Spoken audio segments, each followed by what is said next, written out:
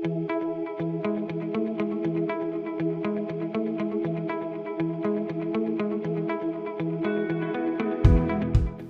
à tous. Nous allons débattre aujourd'hui de la condition d'exercice du bien-être au travail dans les cabinets d'avocats. Un grand nombre d'avocats quittent la robe après seulement quelques années d'exercice. Pour mieux comprendre les raisons de ce découragement, le groupe Lefebvre Dalloz a fait réaliser en mars dernier une grande enquête en partenariat avec le magazine Pamplemousse auprès de 1028 répondants qui sont avocats, collaborateurs individuels, avocats associés, juristes, élèves avocats, assistants juridiques. Vous pourrez d'ailleurs retrouver le lien de cette enquête directement sur le chat de ce webinaire. Et pour débattre de ce sujet passionnant aujourd'hui, nous accueillons ce jour deux avocats au profil très différent que je vais laisser se présenter. Sarah. Alors moi, bonjour à tous, bonjour Béatrice, bonjour Cyril, je m'appelle Sarah Lévy, je suis donc avocat de Paris, mais j'exerce dans toute la France et mon activité principale c'est effectivement le droit social. Je suis un cabinet à taille humaine, j'ai plus de 20 ans d'expérience, plus de 20 ans quand on aime on compte pas, et aujourd'hui je vais prendre plaisir à échanger avec vous sur des sujets qui me tiennent à cœur. Cyril. Bonjour Sarah, bonjour Béatrice, bonjour à tous bien évidemment. En ce qui me concerne, j'ai un parcours un peu atypique puisque je suis un ancien avoué, que j'ai été nommé en tant qu'avoué en 2002, que la profession d'avoué a été fusionnée avec la profession d'avocat le 1er janvier 2012 et que depuis le 1er janvier 2012, je suis avocat et associé dans un cabinet qui s'appelle Verbatim, qui est un cabinet qui intervient en droit immobilier, dont on parlera un petit peu tout à l'heure, qui est de taille moyenne. J'ai une petite particularité, c'est que, à mon âge, je suis un tout jeune avocat qui est en plein développement puisque je suis installé à Paris dans le cadre d'une structure interbarreau depuis le 1er septembre 2023 et que donc je redécouvre les affres et toutes les problématiques liées au développement et que rencontrent les jeunes avocats qui s'installent. Donc voilà, pour une rapide présentation. Alors, nous allons tout d'abord parler du stress dans la profession d'avocat, qui est un sujet tout de même vaste et important. Dans l'enquête que nous avons réalisée, on a pu relever que 52% des avocats estiment avoir déjà été proches du burn-out à cause de la profession. Les trois facteurs de stress qui ont été identifiés par les avocats interrogés sont la disponibilité immédiate requise, les horaires de travail et le rythme exigeant, et la technicité des dossiers. Alors, notre question, c'est déjà, qu'est-ce que vous en pensez ? Et vous concernant, est-ce que vous avez pu est-ce qu'avec le temps, vous avez pu identifier les facteurs de stress de votre quotidien et les clés pour les amoindrir ? Sarah, je vous donne la parole. Alors, merci Béatrice. 52% des avocats estiment avoir déjà été proches du burn-out, oui. Ces chiffres me parlent vraiment. Ceux qui sont déjà installés le savent. On l'a appris sur le tas. Les nouveaux doivent le prendre en compte. Les clients qui viennent nous voir nous donnent leur stress, leurs angoisses, leurs litiges, leurs inquiétudes et se débarrassent un petit peu de cet énorme paquet d'émotions vers nous. Donc en fait, on doit, au-delà de la difficulté juridique des dossiers, on doit aussi apprendre à gérer leur temporalité différente de la nôtre. Et bien, on a appris à gérer leur stress et surtout, ils ont besoin de savoir qu'ils sont en charge. On ne peut pas en même temps et traiter le dossier et gérer notre cabinet et à chaque fois, à tempo, expliquer aux clients que oui, on a fait ci, on a fait ça, on a fait un mail, on a échangé avec le confrère, on a envoyé un message par RPA. Donc en réalité, il faut identifier à mon sens les clients qui sont générateurs de stress pour nous parce qu'ils nous le remettent effectivement. Le transfert de stress qu'on va vivre en plus, en tout cas, c'est ce que mes confrères avec qui j'en parle ont identifié. Génère ensuite une petite animosité, par contre, oh là là, mais encore lui, c'est pas possible. Je lui ai dit 14 fois, que je lui répète, je lui ai écrit, mon assistante l'a dit, etc. Donc en fait, on peut même le vivre comme une agression et ça rejaillit sur le traitement du dossier. On peut peut-être, même inconsciemment, bâcler, avoir une animosité contre le client, être pas très sympa au téléphone, et puis aussi avoir une charge mentale supplémentaire au-delà de toutes celles qu'on a. Par exemple, il n'est pas rare que je reçoive un mail, je l'ai vu, hein, d'accord ? Ensuite, on a un appel le lendemain. Bonjour, j'ai envoyé un mail, oui, ou alors pour ceux qui ont mon portable. Je vous ai envoyé un mail hier, aujourd'hui, ce matin, à 15h15, hier soir. Et donc, en réalité, ils attendent. Ils attendent parce qu'en réalité, ils ne comprennent pas que, un, on priorise, deux, on a autre chose à faire. Alors, les astuces, c'est quoi ? C'est qu'à un moment donné, je me pose. Et puis les confrères aussi, ceux qui font un peu comme moi, on essaye de lutter contre la tyrannie du temps réel, d'accord? Parce que justement, sinon, on est proche du burn-out. Alors on fait quoi? Par exemple, pour certains clients, on va prendre le téléphone, on va prendre 5 minutes en disant « J'ai lu votre mail, je le priorise ». En fait, si je les traite par ordre d'arrivée, par ordre d'urgence, c'est parce que précisément, si vous avez besoin de moi en urgence ou que j'ai besoin d'être concentré, vous n'aimerez pas que je m'occupe de quelque chose de moins urgent qui va me faire perdre du temps, me déconcentrer et qui ne va pas me vouer complètement à ce dont vous avez besoin pour votre dossier. Mais ça, il faut qu'ils l'entendent. Alors parfois au téléphone, prendre 5 minutes, parfois c'est un investissement, sans être agacé. Ou par exemple, signer nos mails pour certains clients en disant « Je vous ferai un retour à tempo, ne vous inquiétez pas, on lit les mails en temps réel et on vous répond lorsqu'effectivement nous en éprouvons le besoin ou quand c'est nécessaire. » Ou bien donner un délai, un vrai délai, mais par exemple un délai, on vous répondra avant le 15 janvier.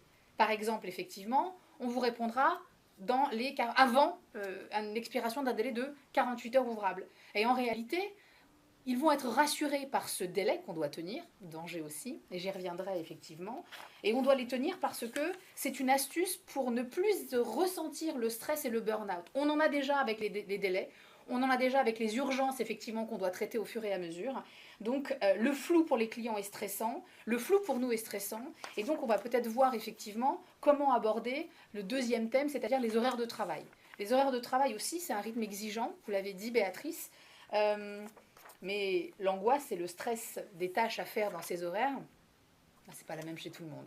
Il y a certaines tâches pour lesquelles j'ai une appétence plus particulière et d'autres qui me mettent une angoisse, un stress, une charge émotionnelle, une charge mentale qui fait que limite je prends même plus de temps. Alors bien sûr, le rythme de nos cabinets est exigeant, bien sûr, la temporalité des audiences, des calendriers de mise en état, des retours des clients qui ne reviennent pas vers nous alors qu'on a donné même un faux délai, etc. Mais ce qui est important, à mon sens, effectivement, c'est de se poser, de se regarder un peu son nombril professionnel, et c'est ce qu'on a fait avec certaines consoeurs et certains confrères qui ont à peu près la même taille que moi. Et donc, on s'est dit, attends, regardons une semaine type avec l'agenda officiel, mise en état, délai, retour, et puis nos tâches à nous, notre to-do.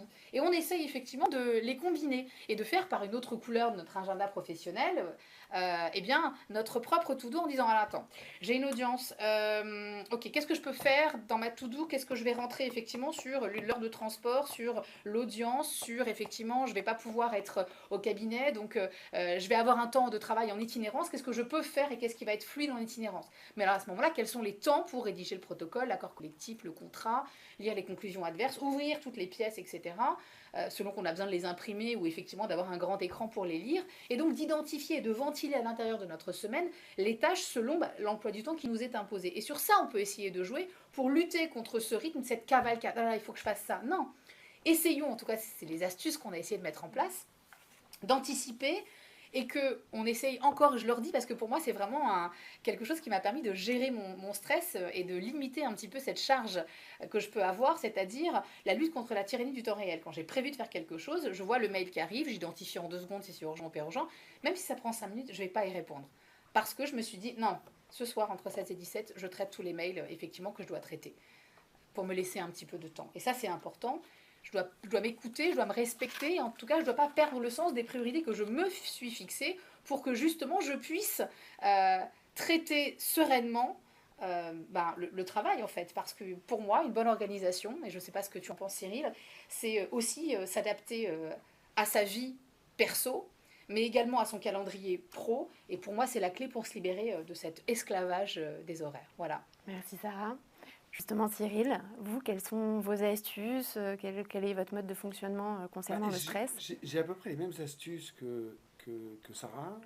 Je rajouterai une chose, parce que effectivement, il y a les mails. Il y a les nombreux appels téléphoniques auxquels effectivement on est confronté via le secrétariat toute la journée. Et effectivement, je vois que c'est très générateur de stress pour moi-même, pour les associés, pour les collaborateurs. Là-dessus, moi, j'ai mis en place quelque chose qui, je trouve, fonctionne assez bien, c'est de faire la prise de rendez-vous et de dire à l'assistante, écoutez, ne passez pas le client immédiatement, donnez-lui un rendez-vous demain, après-demain, selon l'urgence, d'un quart d'heure. Puis on s'aperçoit souvent qu'en fin de compte, si on prend le client directement, on va passer un quart d'heure, 20 minutes, 25 minutes à discuter avec lui parce que en fait, il appelle et qu'il a besoin de dire beaucoup de choses et qu'il n'a pas forcément préparé son entretien et puis que c'est venu soudainement chez lui ce besoin d'avoir un contact avec l'avocat. Alors que lorsque on lui fixe un rendez-vous, Ah, en fait, ça va très très vite, parce qu'effectivement, il a préparé lui-même son rendez-vous, il a ses questions à poser, et puis ben, effectivement, on est en mesure de lui répondre, parce qu'on est là-dedans, que d'ailleurs, effectivement, on va d'ailleurs pouvoir planifier quelque chose au niveau de l'agenda, le retenir, qu'on pourra aussi, parce que c'est aussi l'air de la guerre malheureusement, le facturer, et puis dire, bah, en fin de compte, monsieur, vous avez appelé tel jour, on vous a donné rendez-vous tel jour, et on a discuté pendant 5, 10, 15, 20 minutes, peu importe. Et donc, effectivement, c'est une des astuces mises en place et qui fonctionne, selon moi, en ce qui me concerne en tout cas, très très bien. Après, Je rebondis oui, sur ce que tu dis parce que c'est oui, extrêmement je t'en prie. intéressant, tu vois. As identifié ce qui pour toi était le plus rassérénant. Bah en fait, moi j'ai fait exactement le même exercice que toi et on l'a fait aussi avec d'autres confrères. Et pour moi, j'ai fait le choix, par exemple, de dire à ma secrétaire, alors, tu vas lui répondre ça, ça, ça, parce que si jamais je le prends au téléphone, ça, on va passer 3 heures et je peux pas le facturer de ces 3 heures et je vais lui répéter. Donc toi, peut-être avec tes mots, tu vas pouvoir lui dire différemment ou lui dire, c'est le 15 avril, non, c'est pas la peine de me les déposer en main propre, vous pouvez me les envoyer par email, etc., etc. Hors rendez-vous stratégique. Mais tu vois, ce que je trouve extrêmement intéressant, c'est qu'en fait, tu t'es adapté à ta propre gestion en réalité de ta charge et ce que tu considères être beaucoup plus efficace pour toi. Et en cela, le temps de la réflexion de soi-même, pour moi, il est essentiel.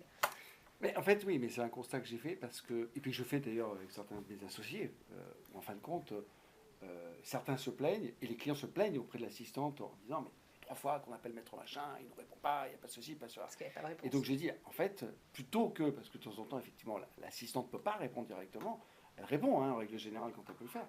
Mais quand elle ne peut pas répondre et qu'en fin de compte, le client a besoin, effectivement, d'une explication juridique, d'un éclaircissement sur les conclusions adverses, sur Bien les sûr. décisions, etc., à ce moment-là, effectivement, le fait de dire, mais écoutez, on va lui donner un rendez-vous, et il a appelé une fois, on va lui donner un rendez-vous, Pour le rassurer. le second appel. D'abord, il est rassuré, il sait qu'on s'occupe de lui, il sait qu'à un moment ou à un autre, on va le prendre, et effectivement, il est assez satisfait, effectivement, de ce mode de fonctionnement. Et enfin, on enlève la charge de mais on l'a pas rappelé, on n'a pas fait ci, on a un agenda, parce que ça, à un moment, moi j'avais un agenda d'appel, c'est effectivement, outre les mails et tout ça, il y a l'agenda d'appel, il y a 15 appels, 15 personnes à rappeler, si c'est pas possible, je vais pas y arriver, quoi. Je peux pas traiter les mails, les agendas à un, et en même temps, conclure, aller aux audiences, aux Et ça marche aussi pour les petits cabinets, parce que vous pouvez avoir un secrétariat extérieur effectivement bien briefé, bien choisi, qui peut tout à fait effectivement faire passer les messages aux clients, soit les rendez-vous, soit comprendre ce qu'ils veulent beaucoup plus rapidement. C'est exactement En fait, le secrétariat fait vraiment barrière, quoi. Peu ou pas, mais en tout cas, on a identifié ce qui générait effectivement une angoisse et un stress pour limiter effectivement la gestion effectivement des imprévus et des tiers qui perturbent notre propre emploi du temps. Et en fait, d'ailleurs, c'est intéressant ce que vous dites, Béatrice, quand vous parlez de barrière. Parce que, en fait, c'est là où, effectivement, on essaye d'évoluer. Moi, j'essaye de faire évoluer les mentalités dans le cabinet en disant, mais en fait, justement, le secrétariat, c'est pas une barrière. Le secrétariat, c'est un point d'entrée dans l'agenda de l'avocat. Et en fin de compte, il faut que, justement, le client se dise, ah ben, elle fait barrière, elle fait pas barrage sur l'accès à l'avocat, mais au contraire, elle va me permettre de prendre un rendez-vous, de me fixer un rendez-vous, effectivement, parce que, effectivement, grâce, j'allais dire, c'est les apports du Covid, et grâce, c'est exagéré, mais c'est les apports du Covid, c'est de dire, effectivement, aujourd'hui, on a des rendez-vous visio, on a des rendez-vous téléphoniques, on a des rendez-vous présentiels, et on en a de moins en moins, et en fin de compte, c'est vrai que ça, du coup, on a l'agenda est assez malléable de ce côté-là, où on peut se dire, bah, tiens, effectivement, un rendez-vous téléphonique, c'est vrai que, honnêtement, ça dure, 5-10 minutes. C'est rarement plus long, parce qu'en fin de compte, on explose très rapidement, effectivement, le sujet. Un autre point qui est très important, dont vous avez parlé, c'est, pour changer et pour revenir sur l'étude de Pamplemousse, qui ne m'étonne pas, c'est la problématique de la technicité des dossiers. Et c'est un point qui est extrêmement intéressant, parce que je le retrouve très régulièrement, grâce à vous d'ailleurs, groupe Lefebvre d'Allos Compétences, parce que lors des animations de conférences que j'ai l'occasion de faire ou de journées de formation, je m'aperçois que les confrères sont extrêmement stressés par la problématique de la technicité. Et qu'en fin de compte, ils ont un besoin de se former. Alors, il y a une appétence chez le juriste, de toute façon, à la formation et à la connaissance. Mais là, en l'occurrence, c'est un besoin, effectivement, pour éviter et pour limiter le stress qu'ils ressentent face à l'évolution constante de la matière, face à la publication, à la multiplicité des décrets. On en a encore eu un qui va beaucoup nous occuper, Béatrice, en 2024, qui est la réforme de la procédure d'appel, avec ce décret du 29 décembre 2023. Bonjour la gueule de bois le 1er janvier 2024. On s'est dit, allez, ça y est, il faut repartir. Et les confrères, ils s'inquiètent. Les confrères se disent, mais comment on fait une déclaration d'appel? Comment on fait ceci? Comment on fait cela? Quand on discute avec eux, ils disent, mais je dois faire... c'est un des exemples que je vous donne, qui est concret. Je dois faire un appel. Au moment où j'envoie ma déclaration d'appel et que je dois valider ma déclaration d'appel sur le système RPVA, j'ai un coup de stress, je m'inquiète, je me dis est-ce que j'ai bien fait? Je reviens, une fois que j'ai validé, je regarde, est-ce que j'ai bien fait le truc? Est-ce que j'ai adressé à la bonne personne? Et c'est vrai que, du coup, effectivement, cette problématique de la technicité est une problématique essentielle. Alors, moi là-dessus, j'ai qu'un conseil. Pas 15, parce que alors après, je vois mes associés aussi qui font beaucoup de droit immobilier et qui donc sont spécialistes en la matière. J'ai qu'un conseil, c'est d'essayer, dans la mesure du possible, d'éviter les dossiers qui touchent des matières qu'on ne connaît pas. Ou alors, d'accepter de travailler avec quelqu'un, de partager l'honoraire, mais d'éviter effectivement cette source de stress qui ne sert à rien. Pourquoi? Parce qu'on va prendre des dossiers sur des matières qu'on ne maîtrise pas, et puis en se disant, tiens, ce dossier va être rémunérateur, et puis en fin de compte, on va se retrouver quelque chose qui est chronophage, qui va être source de stress, et in fine, lorsqu'on va faire le bilan, on va se dire, en fin de compte, là-dessus, j'ai rien gagné. J'ai effectivement fait ma facture, mais j'ai rien gagné, et j'ai passé beaucoup plus de temps que ce que j'aurais dû passer. Et de temps en temps, il vaut mieux se dire, tiens, aujourd'hui, j'ai pas de nouveau dossier, j'ai pas effectivement prendre un dossier de postulation devant la cour d'appel que je ne peux pas, que je maîtrise pas nécessairement. Et puis, je vais m'occuper de ma relance de facture. On gagnera plus de temps à faire sa relance de facturation impayée que d'aller prendre un dossier qu'on ne peut pas maîtriser, d'émettre une facture qui sera peut-être d'ailleurs difficilement réglée, et puis de se dire, tiens, j'ai l'angoisse de me dire, est-ce que j'ai pas une caducité de déclaration d'appel, de ceci ou de cela. Donc je pense que c'est effectivement quelque chose d'important. Et est-ce que tu as déjà, dans tes jeunes années, je parle pour les jeunes collaborateurs qui veulent monter un petit peu une petite clientèle personnelle ou qui s'installent, peut-être essayer de faire un dossier avec quelqu'un qui connaît la technicité, de faire à deux, de se répartir effectivement les tâches. Tu prends la partie propriété intellectuelle, je m'occupe de la partie droit des contrats, responsabilité contractuelle, et puis effectivement, je m'occupe de la relation client, tu fais la plaidoirie. Et en réalité, sur un dossier un peu technique, si on veut quand même essayer de se monter, etc., eh bien, le fait de travailler à deux, ou alors même au niveau des honoraires, on anticipe la sous-traitance de certaines petites problématiques, par exemple. Je reprends ton exemple sur la procédure d'appel.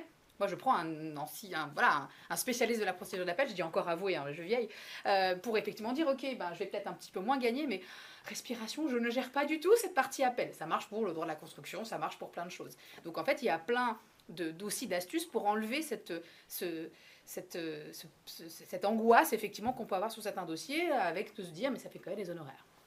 Mais je pense que c'est collaboratif, et qu'en fin de compte, dès que c'est collaboratif, ça veut dire qu'effectivement, on devient un technicien, chacun dans sa matière, on devient des très bons techniciens de la matière dans le dossier, c'est au service du client est content. Qu'en fin de compte, alors effectivement, on ne peut pas le faire avec tous les dossiers, malheureusement, mais sur des dossiers, effectivement, qui sont facturables, le client va vous dire, mais en fin de compte, moi je préfère avoir 2 avocats et puis trouver une solution en ce qui concerne effectivement les honoraires et peut-être effectivement payer un peu plus cher. Mais ce que le client veut, c'est que son dossier avance. Et lorsque, en droit social, lorsqu'il va demander un audit au sein de l'entreprise et qu'il va y avoir la particularité de l'audit en droit social, effectivement, c'est un avocat en droit social auquel on va faire appel. Et ce n'est pas l'avocat droit et société qui a une connaissance imparfaite de la matière qui va pouvoir se permettre de le faire. Parce qu'en fin de compte, derrière tout ça, on va avoir une insatisfaction du client, outre la problématique essentielle, qui est quand même effectivement celle qui nous angoisse le plus, la problématique de la responsabilité civile professionnelle. Où on se dit tous, on n'a pas envie de faire de déclaration de sinistre. Déclaration de sinistre, effectivement, c'est très désagréable, outre le fait qu'on perd le client pour l'avenir. Et la franchise. Et c'est là, pardon. Et la franchise. Et la franchise. Voilà, c'est un ensemble de choses. Et effectivement, je pense que tu as raison. Le système collaboratif, c'est extrêmement important.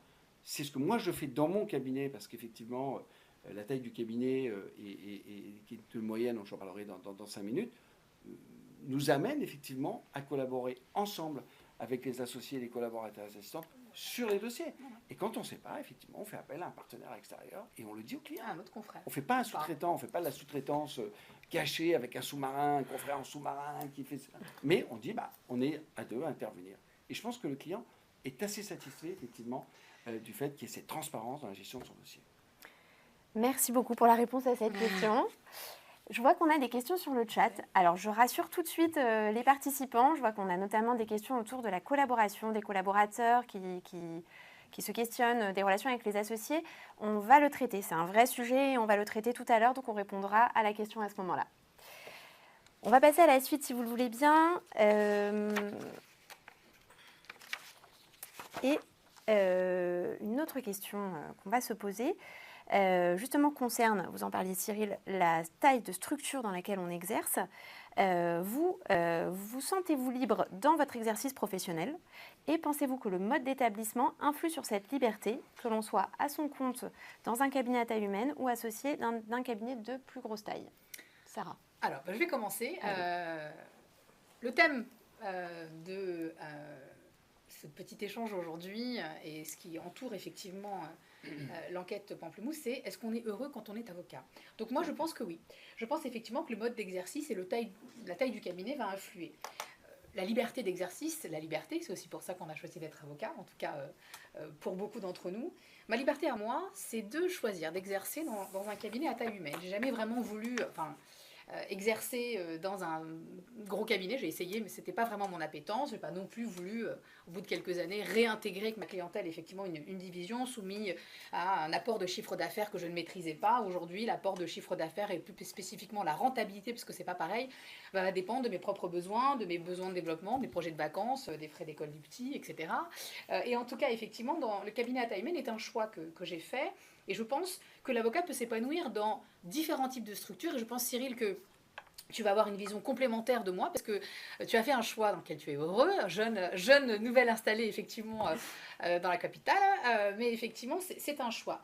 La liberté d'exercer à titre individuel ou dans un petit cabinet à taille humaine avec une assistante et ou un collaborateur, c'est aussi la liberté de ses choix de ses jours de travail, des horaires adaptés, de effectivement mixer entre la vie privée et la vie professionnelle, des outils de travail sur mesure à moindre coût, pas besoin effectivement à chaque fois de faire appel à des très très gros prestataires informatiques, donc des prestataires moins coûteux, un rythme de travail adapté et des lieux d'exercice professionnel pour pouvoir, si on a envie, sans effectivement être un petit peu ostracisé ou faire un peu de différence avec d'autres, décider de passer la moitié de la semaine ailleurs ou effectivement de travailler beaucoup plus en dehors des murs du cabinet. Mais cette liberté professionnelle, justement, de travailler plus, moins, etc., elle a un prix, bien évidemment.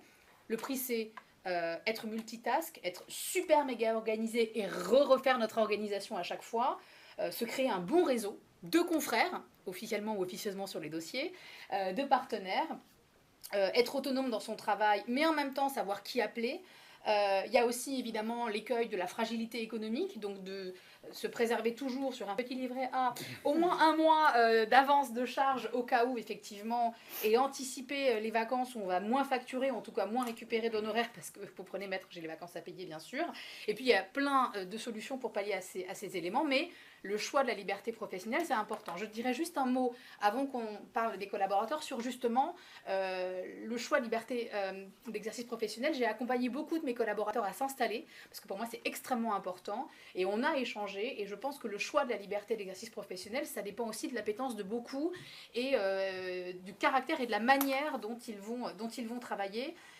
Mais oui, la liberté d'exercice professionnel, ça conditionne aussi notre bonheur. Et les collaborateurs qui sont stressés par des associés qui envoient à leur propre tempo des courriels après 22h, 37 en fait, qui correspond à leur to-do, alors même que ça n'a pas la même temporisation que les collaborateurs qui les reçoivent, c'est aussi peut-être le moment de s'interroger sur quel est le mode d'exercice professionnel dans lequel ces actuels collaborateurs pourraient dans le futur effectivement évoluer.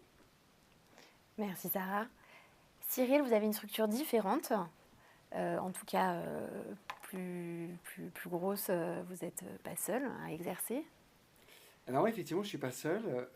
Je rejoins Sarah sur un point, c'est qu'effectivement, la liberté d'exercice, d'abord, c'est l'ADN de la profession libérale. Et c'est effectivement, du coup, celle des avocats qui sont installés en libéraux, puisque tous les avocats sont installés en libéraux. Et moi, aujourd'hui, je m'adresse plutôt, je parle plutôt en tant qu'avocat libéral, qu'avocat en tant que pour tous les avocats, puisque effectivement je connais peu le mode d'exercice des avocats salariés.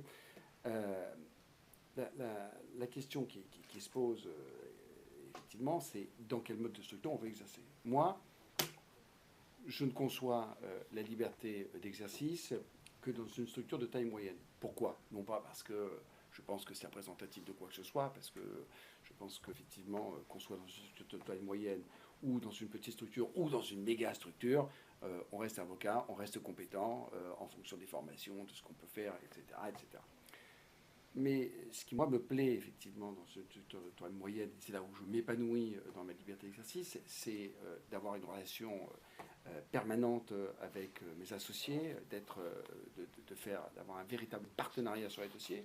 C'est-à-dire que moi, effectivement, en ce qui me concerne, j'ai honte de tout dire toujours moi, mais en ce qui me concerne, je suis très processualiste, donc effectivement, ça me permet d'intervenir aux côtés de mes associés sur le dossier de droit immobilier, tant sur des questions de procédure civile que sur des problématiques de prescription, forclusion, etc., etc. Mais du coup, effectivement, on a un véritable échange, c'est-à-dire qu'on se met autour d'un dossier et on se dit, alors là, qu'est-ce que tu en penses et tout ça, est-ce qu'on peut faire ceci ou est-ce qu'on peut faire cela? Et donc, effectivement, on a ce véritable partenariat que j'ai aussi avec mes collaborateurs.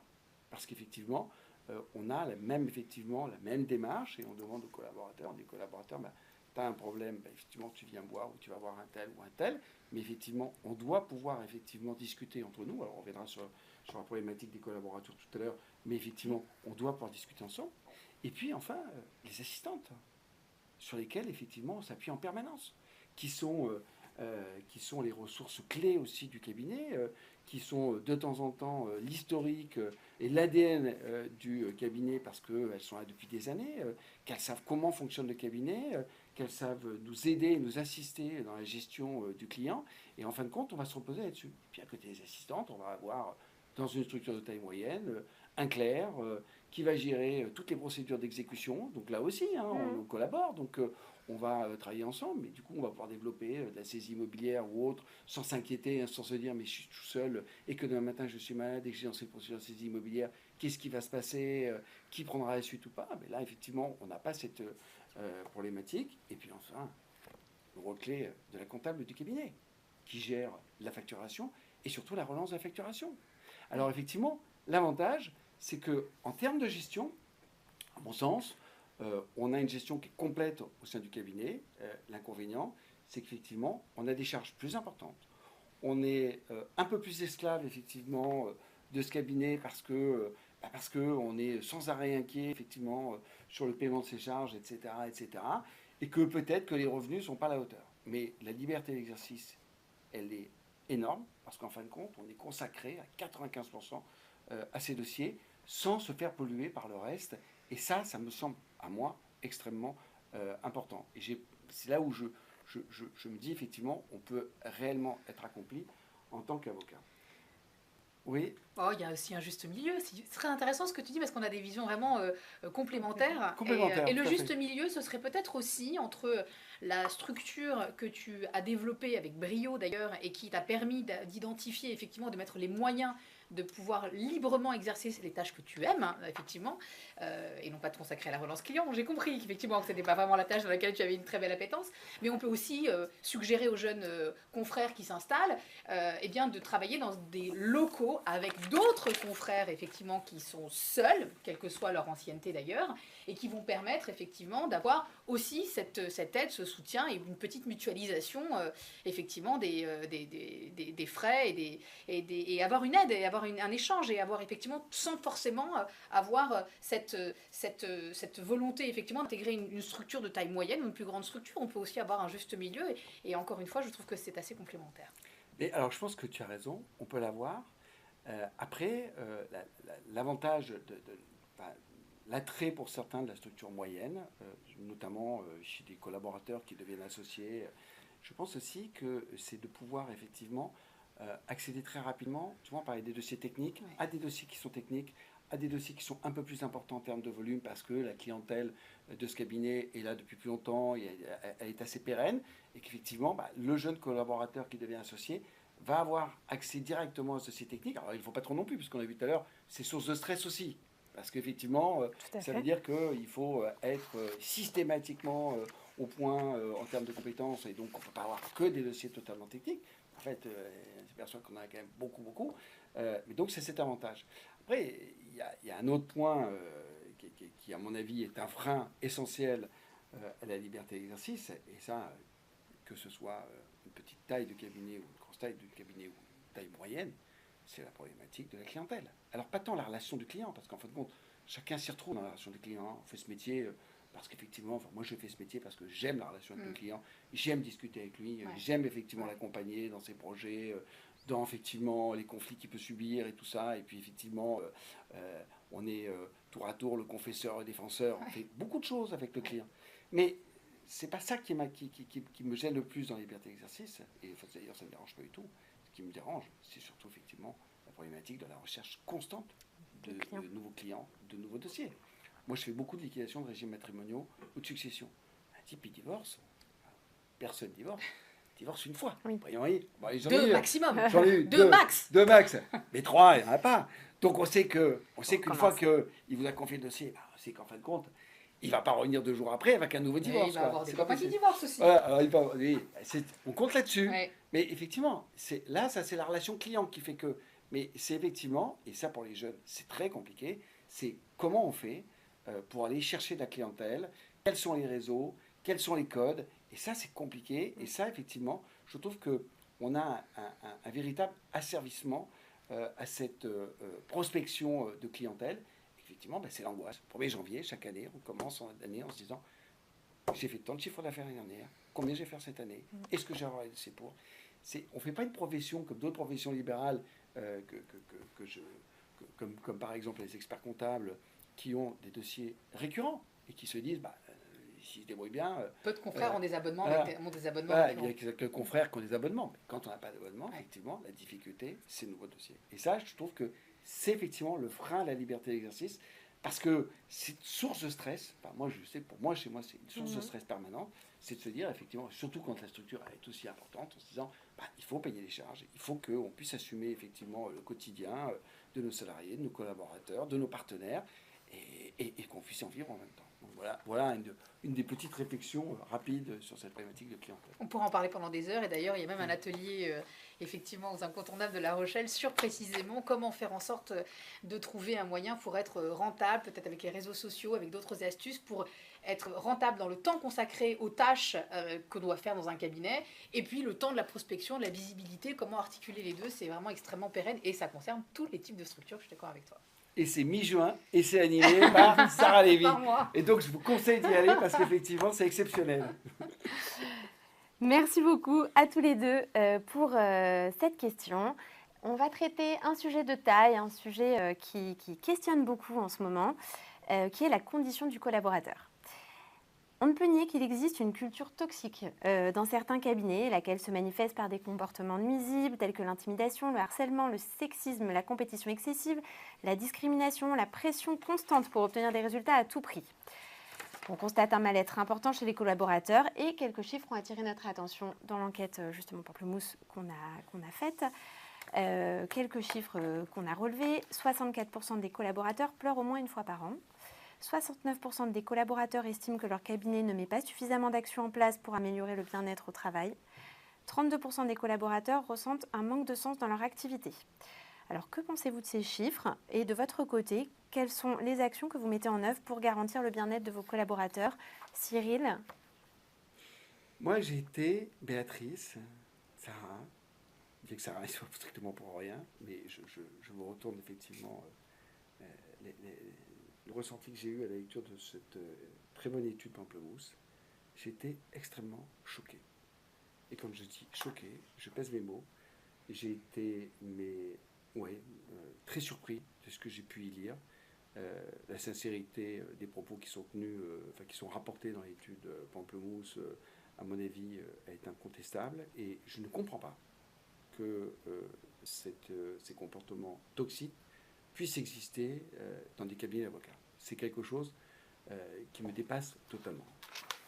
Pour moi, un collaborateur, ça porte, le terme, l'appellation du collaborateur signifie collaborer. Collaborer, c'est discuter l'un avec l'autre, c'est se respecter, c'est faire une équipe. On ne peut pas concevoir le collaborateur d'un associé ou d'un avocat qui exerce de manière individuelle. On ne peut pas concevoir qu'un associé, enfin un avocat et son collaborateur ne fassent pas équipe, à mon sens. Lorsque je lis dans l'étude, que je vois les chiffres qui sont dans cette étude, je suis surpris. Je suis surpris parce que pour moi, et c'est ce que j'essaye de faire dans mon cabinet, un collaborateur, c'est de lui permettre d'avoir un accès direct aux clients. C'est qu'il puisse les recevoir, ou en tout cas qu'il puisse les recevoir avec l'associé, qu'il soit mis en valeur. C'est qu'on puisse se permettre d'envisager seul la construction du dossier, ou en tout cas d'une question importante, et pas de lui dire tiens, il faudrait faire une recherche jurisprudentielle sur tel point, et puis pas effectivement l'informer de ce qui s'est passé après, ce qui vaut d'ailleurs pour un collaborateur comme pour un élève avocat, parce que là aussi j'entends des retours de temps en temps sur des expériences d'élèves avocats qui sont proprement inadmissibles, où on ne les forme pas, mais on s'en sert effectivement pour faire des recherches de bibliothèque. Je ne comprends même pas que ça puisse exister. Et puis c'est de l'envoyer plaider. Alors c'est vrai qu'il y a des moments, c'est compliqué. Il y a des clients avec lesquels, effectivement, on ne peut pas le faire. Mais là aussi, si on a une bonne équipe avec le collaborateur, il est capable.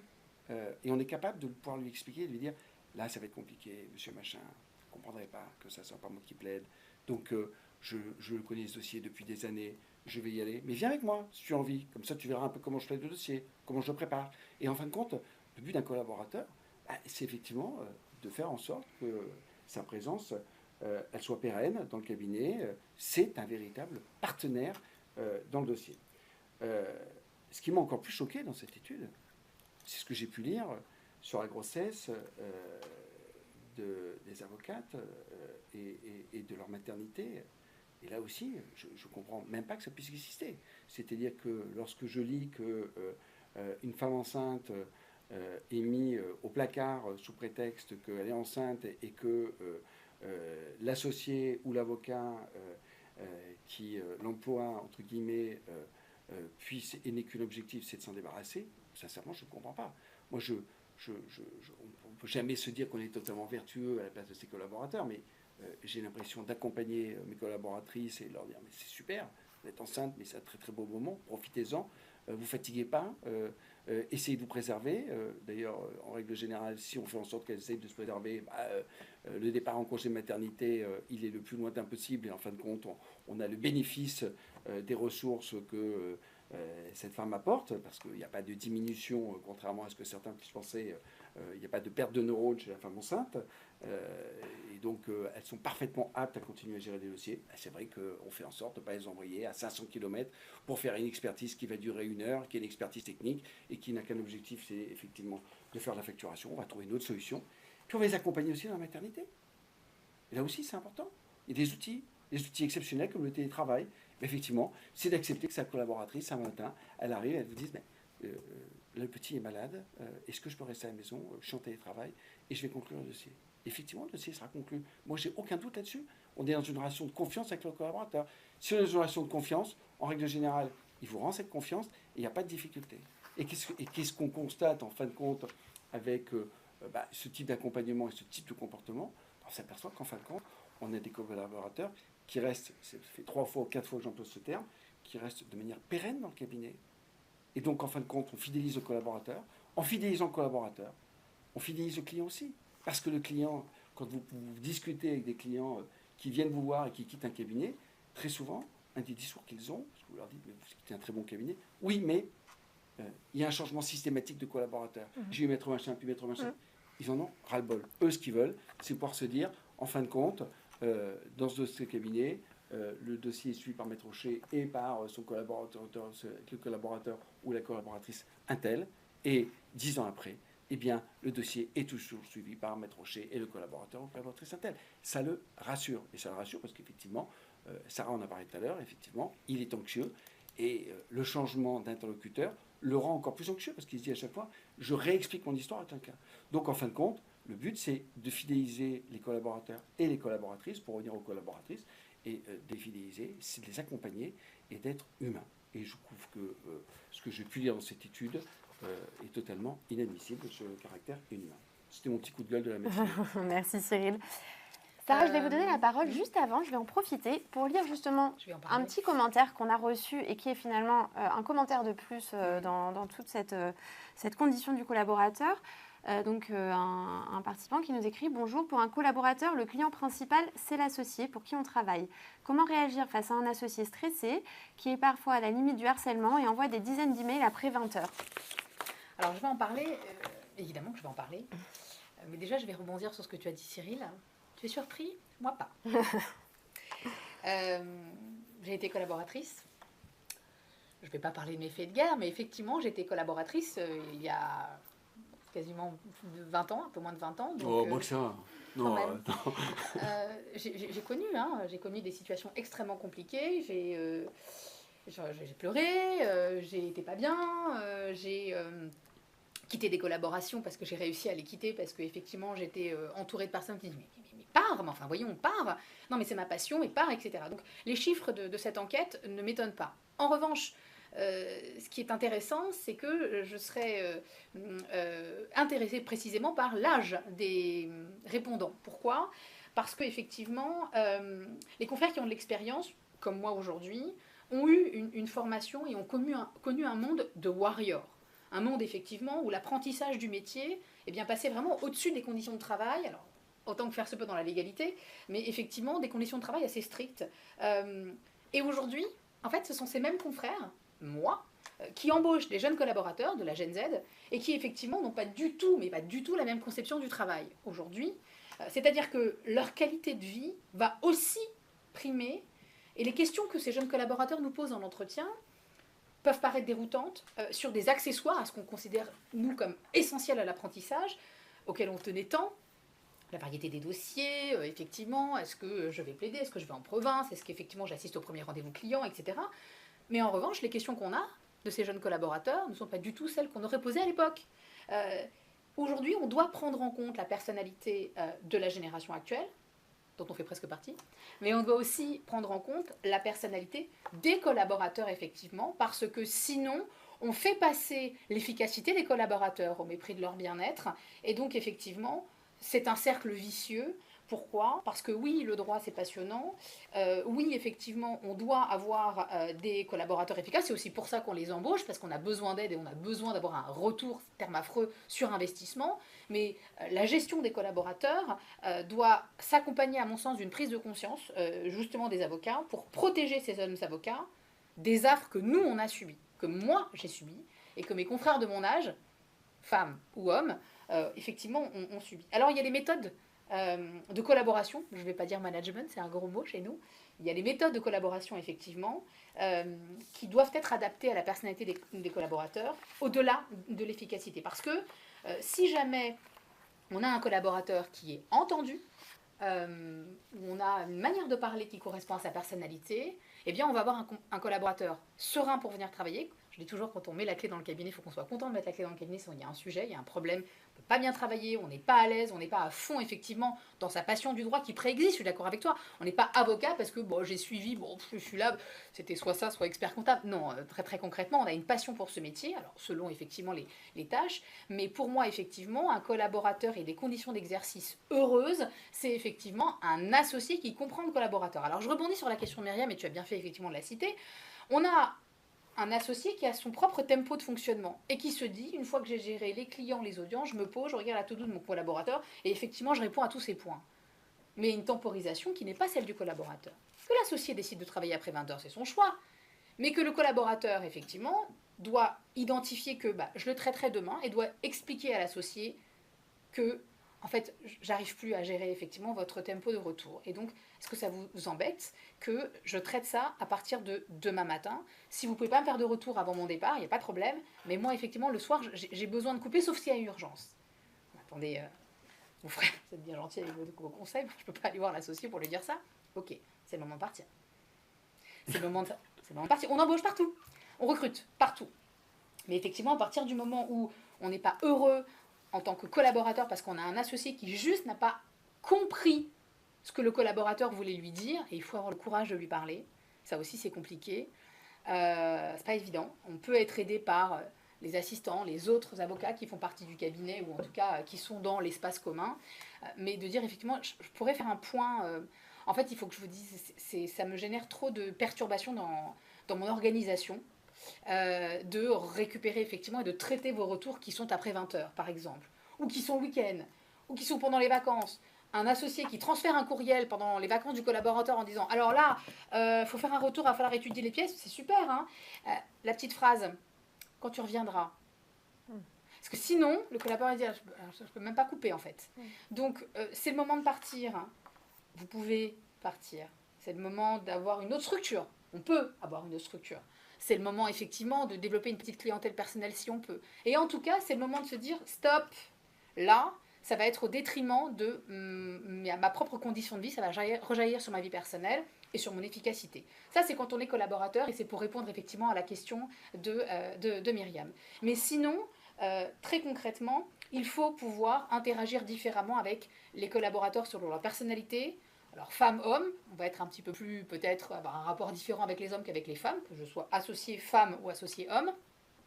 Pareil pour les stagiaires, qu'ils soient M1, M2, EFB, on va interagir différemment, mais autant le mot management est un mot qui est un petit peu grossier, autant la personnalisation des échanges avec les gens avec qui on travaille, pour moi c'est la clé effectivement du bonheur et de l'ambiance du cabinet, et effectivement des collaborateurs. Et après, attention, autre gros mot, ils seront efficaces parce que heureux d'être là. Voilà.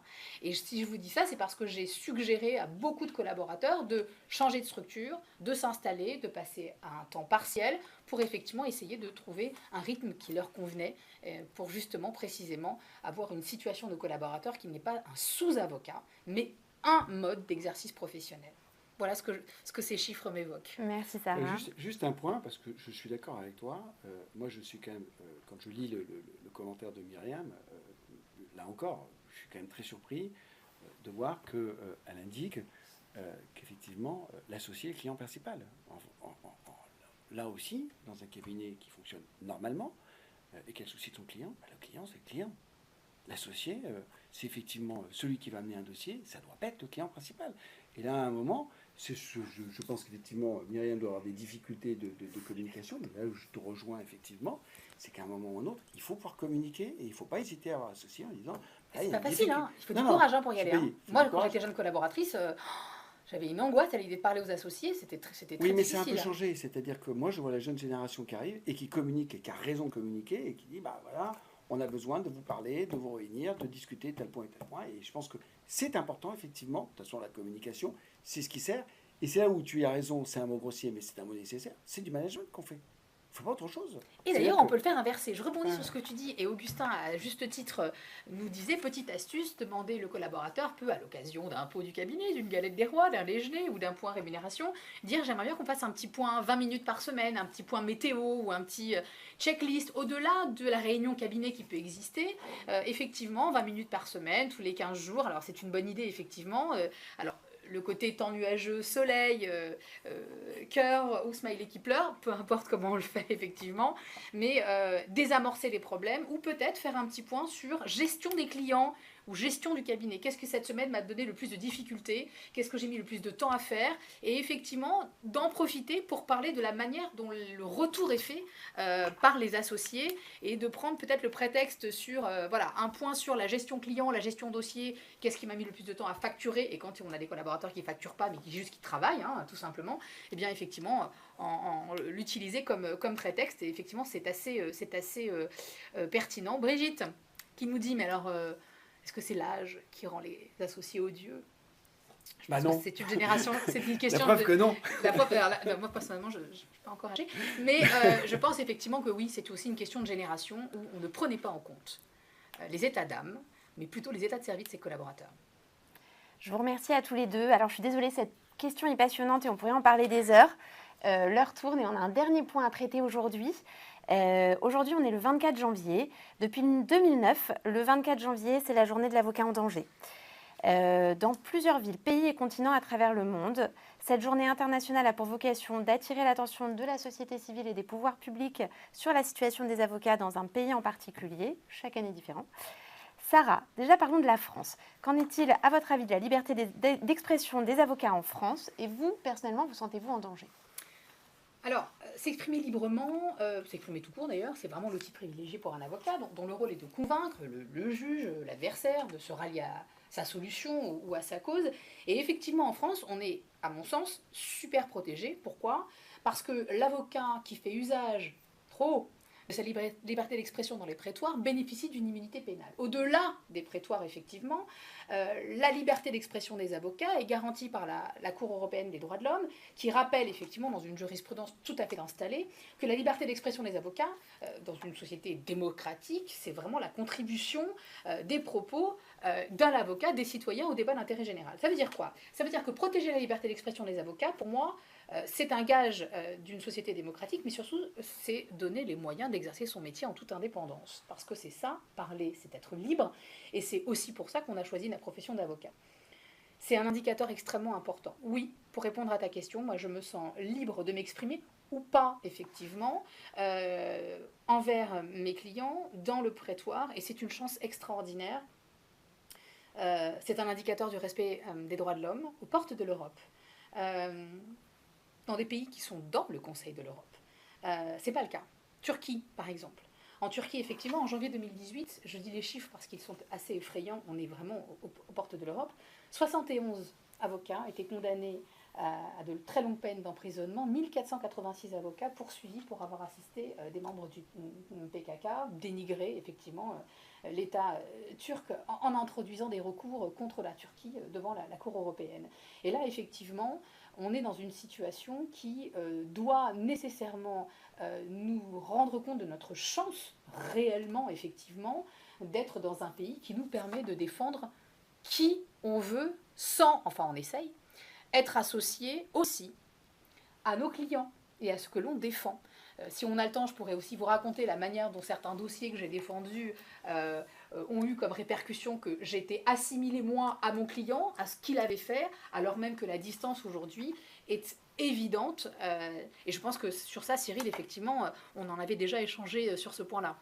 Oui, alors c'est vrai que moi je partage ton point de vue. Je suis choqué, avant de revenir effectivement sur cette journée particulière, je suis extrêmement choqué de voir aujourd'hui que certains confrères qui viennent plaider des dossiers sont assimilés à leurs clients, alors même qu'ils ne font qu'exercer effectivement ce droit nécessaire, qui est le droit de la défense, et effectivement, qu'ils ne font qu'exprimer, selon la liberté d'expression qui est la leur et qui est extrêmement importante, effectivement, effectivement, et de porter la défense de leurs clients, et de voir effectivement que certains vont se faire attaquer sur les réseaux sociaux. Alors on pourra en discuter pendant très longtemps, hein, parce qu'effectivement, ce qui touche malheureusement notre société touche effectivement aussi les avocats, et effectivement, c'est à nous de faire très attention justement à ce que cette liberté d'expression ne soit pas mise à mal par ces réseaux sociaux. Mais effectivement, pour revenir sur cette journée, tu parles de la Turquie, cette année effectivement, c'est l'Iran qui effectivement est le pays où les avocats effectivement ne peuvent pas exercer. L'année dernière, c'était l'Afghanistan, où on a vu quand même dans un État qui à un moment était un État de droit, hein, avant que les talibans reprennent le pouvoir. Et on a vu dans cet État de droit les avocats qui ont vu leur liberté de défendre totalement disparaître. Je ne parle même pas des femmes, hein, qui ont été exclues du système judiciaire totalement. Eh bien, l'année dernière, c'était l'Iran. Et pourquoi, enfin l'année dernière, cette année. Mais à travers cette année, 24 janvier, surtout on parle de 2023, pourquoi l'Iran ? Parce qu'effectivement, c'est toutes les manifestations qui ont eu lieu à la suite de la mort de Mahsa Amini en septembre 2022, et tous ces avocats qui sont venus, là, on ne discute même plus de politique, hein, c'est-à-dire qu'on n'est pas sur le PKK en Turquie ou quelque chose, tous ces avocats qui sont venus défendre ces jeunes filles qui venaient, qui avaient manifesté, et tous ces avocats qui se sont retrouvés, pour certains, assassinés, pour d'autres ont fait l'objet d'assassinats qui n'ont pas, de tentatives d'assassinat qui n'ont pas fonctionné. Je crois qu'il y a eu plus de 60 avocats qui ont été emprisonnés. Je ne parle même pas, on l'a vu très récemment, l'avocat de la famille Amini qui est rentré en Iran et à qui on a signifié qu'il allait être arrêté sous prétexte qu'effectivement il s'était rendu hors des frontières. Et effectivement, c'est effectivement toute la difficulté pour nos confrères dans ces pays totalitaires, de porter leur robe et de défendre. Et effectivement, je crois qu'effectivement, il faut leur rendre hommage et apprécier leur courage. C'est pour moi le mot de la fin. Merci Cyril. Sarah, un petit mot de la fin pour conclure. Je vais finir sur une touche positive, que j'espère être un peu solaire. On vit quand même dans un pays merveilleux et on a cette chance. L'information est accessible. Le pouvoir c'est la connaissance et on la détient. Et on a effectivement ce pouvoir pour les autres, pour nos clients. Il y a mille et une manières de travailler comme avocat, mille et une manières effectivement de s'exprimer, de s'installer. Et je pense que la meilleure manière, c'est celle qui nous fait du bien, effectivement. Et pour ça, il faut un temps, effectivement, pour s'écouter, s'entendre et ensuite profiter pleinement de ce métier qui est quand même merveilleux. Merci beaucoup. Merci à tous les deux. Merci Béatrice. Merci Béatrice. Merci Cyril. Merci Sarah. Et très belle journée à tout le monde. Merci, au revoir à tous et puis très belle fin de journée.